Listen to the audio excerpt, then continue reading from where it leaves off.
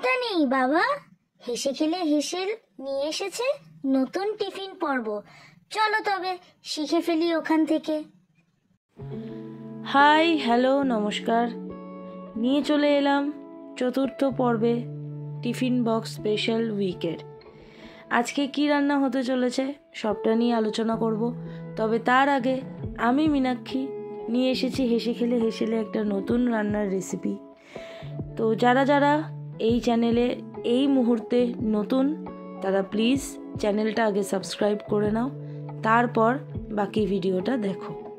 আর যারা যারা আগে থেকেই দেখছো তবে সাবস্ক্রাইব করোনি, তারা প্লিজ সাবস্ক্রাইব করে দিও। চলো তবে দেরি করব না, চট করে একটা রেসিপি তোমাদের দেখিয়ে দিই, যেটা ভীষণই হেলদি আর ভীষণই টেস্টি। যেমনটা সবসময় বলি, তোমরা তো ভিডিও দেখতেই আসো থাম্বনেইল দেখে। থাম্বনেইলে তোমরা অলরেডি দেখে নিয়েছো আজকের রেসিপির নাম। তাও আরেকবার সুবিধার্থে সবার বলে দিই আজকের recipe. Tiffin box special recipe Apple pancake. ভীষণ হেলদি একটা ফুড, যেটা বাচ্চাদের জন্য খুবই ভালো। তবে কিভাবে কি করলাম, কিভাবে বানালাম চট করে দেখে নাও। একদম ঘরোয়া পদ্ধতিতে ঘরোয়া ইনগ্রেডিয়েন্ট দিয়ে তৈরি অ্যাপেল প্যানকেক। প্রথমেই যেই উপকরণগুলো মূল উপকরণ সেগুলো তোমাদের দেখিয়ে দিই।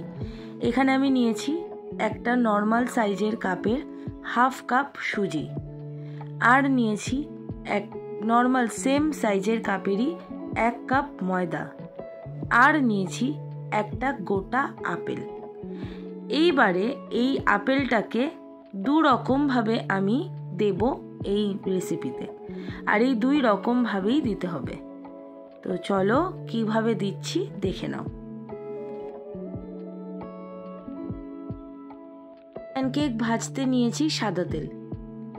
প্রথমে একটি শুকনো ফাঁকা প্যান নিয়ে নিয়েছি, আর পাশে গ্যাসে নিয়ে নিয়েছি হাফ বাটি জল। এবার এই শুকনো ফাঁকা প্যানের মধ্যে সুজিটাকে রোস্ট করে নেব ভালো করে, আর এই ফাঁকা বাটি জলের মধ্যে অর্ধেক আপেল সেদ্ধ করে নেব। এই পুরো রেসিপিটার জন্য আমি একটি গোটা মাঝারি সাইজের আপেল নিয়েছি। এই আপেলটাকে মাঝখান দিয়ে ভাগ করে নেব, যার একটি অংশ যাবে সেদ্ধ হয়ে, আর একটি অংশ যাবে র কিভাবে দেব সেটা আসন্ন ভিডিওতে দেখতেই পাবে। তবে সেদ্ধটার জন্য আপেলটাকে 4টে টুকরো করে নেব। তবে মনে করে কিন্তু আপেলটা কাটার সময় আপেলের ভিতরে থাকা বীজটা ফেলে দেবে।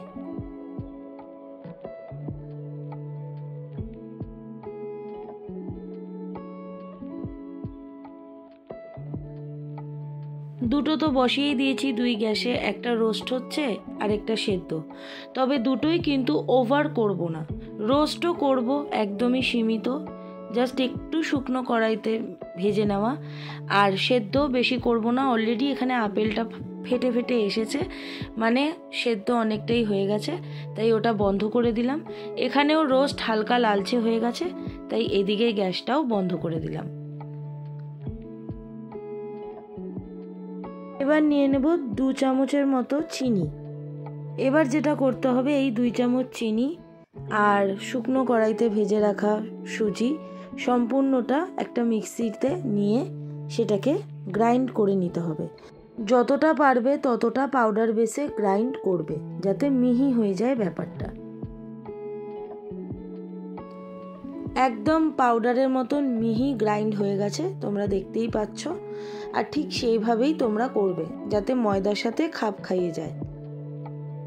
এবার একটা পাত্র নিয়ে তার মধ্যে এই গ্রাইন্ড করা পাউডারটা, ময়দাটা আর সেদ্ধ করে রাখা আপেলটা দিয়ে নিতে হবে। সেদ্ধ করে নেওয়া আপেলটার খোসা ছাড়িয়ে হাতে একটু স্ম্যাশ করে নিয়ে নিলাম। এইবার নিয়ে নেব ওই যে বাকি হাফ আপেলটা রয়েছে, সেটাকে যতটা পারা যায় ততটা ছোট ছোট ছোট ছোট টুকরো করে এটার সাথে মিশিয়ে দেব।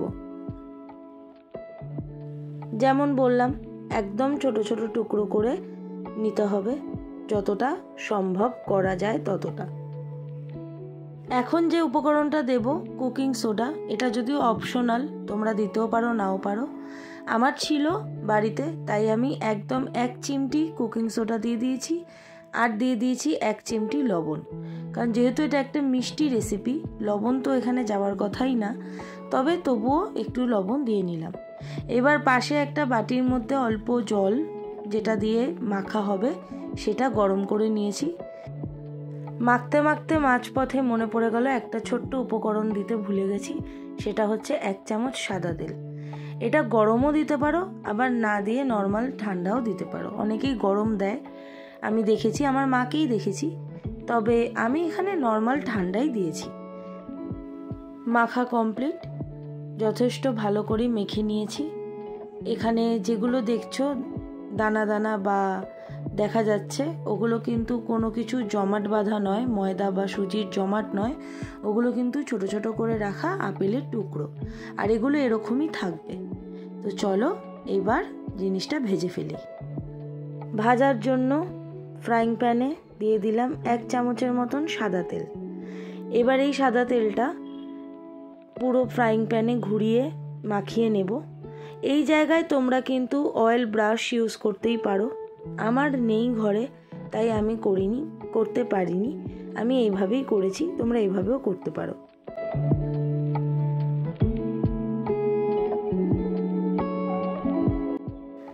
তোমাদেরকে আমি শেখাচ্ছি মানে এই নয় যে আমি বিশাল পারদর্শী, আমিও কিন্তু প্রতিটা কাজ থেকেই শিখি। এখানে আমি প্রথমে যখন ব্যাটারটাকে গুলিয়েছিলাম, আমি ভেবেছিলাম সব ঠিকই আছে, বাট আমার মা একবার এসে যখন দেখলো, তখন মা এসে আমায় বলল যে ব্যাটারটাকে আরেকটু পাতলা করতে। আর আমি দেখলাম যে না, মার কথাটাই ঠিক, কারণ এই ব্যাটারটার এইভাবে হচ্ছে না, আর একটু পাতলা করাটা দরকার। তাই আমি আরেকটু অল্প সামান্য জল নিয়ে ব্যাটারটাকে পাতলা করে নিলাম। পাতলা করে নেওয়ার পর জিনিসটাকে, তবে বেশি নয়, মাখো মাখোই থাকবে, একটু পাতলা হবে, কারণ আমি যখন প্রথমবারে দিয়েছি জিনিসটা এতটা মোটা হয়েছে, আর এটা ঠিক না, কারণ এটা বাচ্চাদের জন্য হচ্ছে, তো এতটা মোটা ওদের জন্য প্রচণ্ড হেভি হয়ে যাবে, তাই জন্য একটু পাতলা করে নিয়ে জিনিসটাকে পাতলা পাতলাই বানাতে হবে।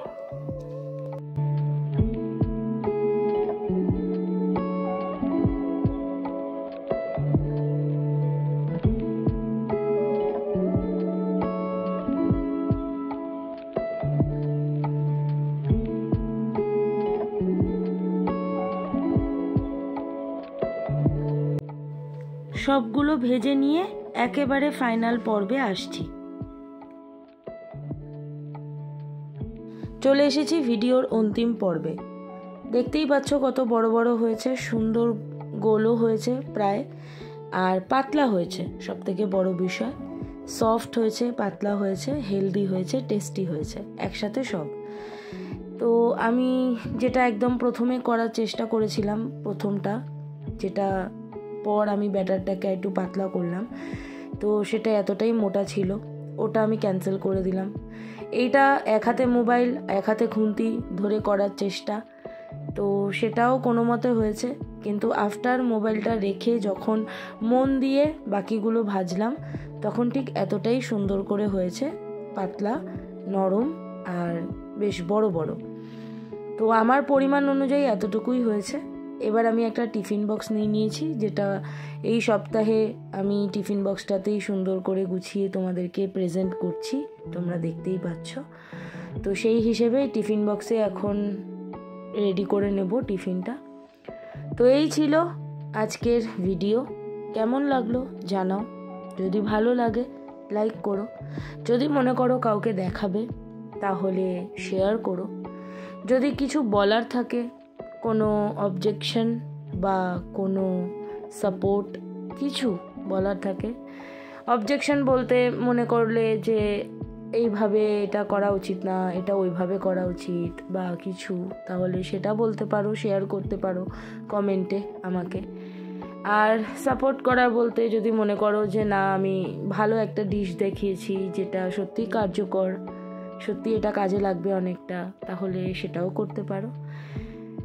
আলটিমেটলি যেটা বলতে চাও সেটাই বলো, কারণ সবটা শোনার জন্যই অপেক্ষায় থাকি একটা ভিডিও দেওয়ার পর। তো যাই হোক, যেটাই হোক, কেমন লাগলো জানিও, আর ভালো লাগলে একটা ছোট্ট লাইক করে দিও, আর যদি মনে করো কাউকে দেখাবে তাহলে শেয়ার করে দিও। আর সব সময় একই কথাই বলছি যে যদি আমাদের চ্যানেল হেসে খেলে হেসেল যদি ভালো লাগে, যদি মনে করো যে না এই চ্যানেলটা আগামী দিনে আরও অনেক কিছু দেখাতে পারে, তাহলে প্লিজ চ্যানেলটাকে সাবস্ক্রাইব করে দিও আর পাশে থেকো, ফলো রেখো। সাবস্ক্রাইবের পর যদি মনে করো বেল আইকনটা টিপে দিও, তাতে যখনই আসবে ভিডিও নোটিফিকেশন তোমার ফোনে চলে যাবে। তো এই ছিল আজকের রান্না। জানি না কতটা তোমাদের ভালো লাগলো, চেষ্টা করলাম করার। তো চলো, টাটা, বাই বাই। তো চলো লাস্ট লাইনটা টেনে দিই আজকের ভিডিওর। Take love, give love, spread peace, lots of peace. Tata, bye by.